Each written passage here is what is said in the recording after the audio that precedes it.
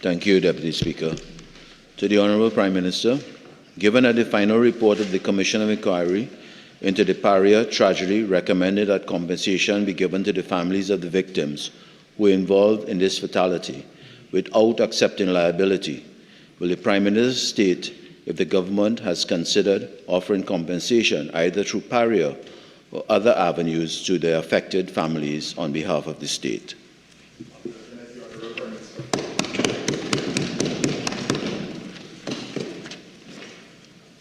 Mr. Speaker, as you will be aware, there was this unspeakable tragedy that took place in Pointe-a-Pierre approximately 2 years ago.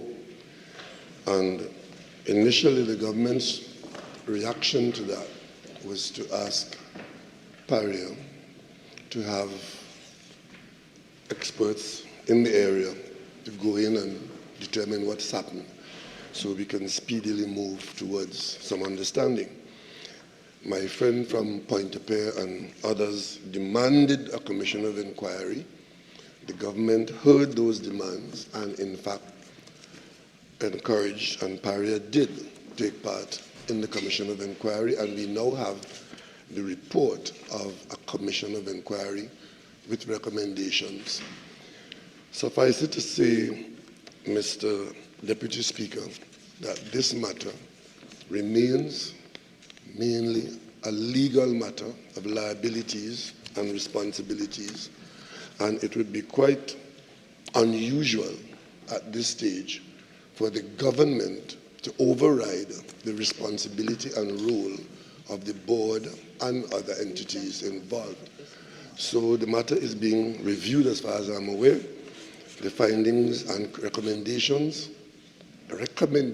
there of the Commission of Inquiry, and the Office of Prime Minister and the government, even though Paria is a state-owned entity, the government is not now in a position to override those situations, and we will await the outcome, since there are serious legal considerations for all aspects of taxpayers in Trinidad and Tobago.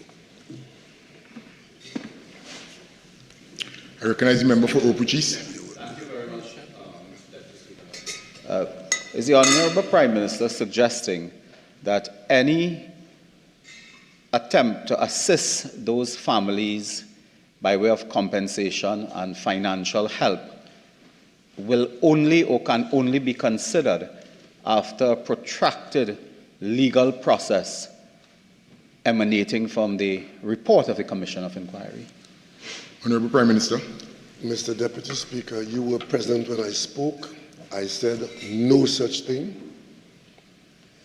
I said that there is serious legal exposure for the taxpayers at all levels with respect to responsibilities, and I said that the situation is being properly reviewed by a board of Paria, a state entity, and others, and therefore it would be improper for me to take any position as implied by my colleague. I said no such thing. You give way? Okay. Member for Pointe-a-Pierre. Thank you, Deputy Speaker. Prime Minister, as a follow-up to your response to my colleague, do you feel it's, and my question is, do you feel it is good practice to allow the present board to adjudicate on the report findings of the Commission of Inquiry?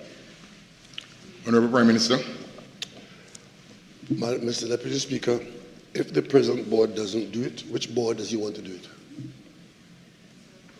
it? Member for Opuchis.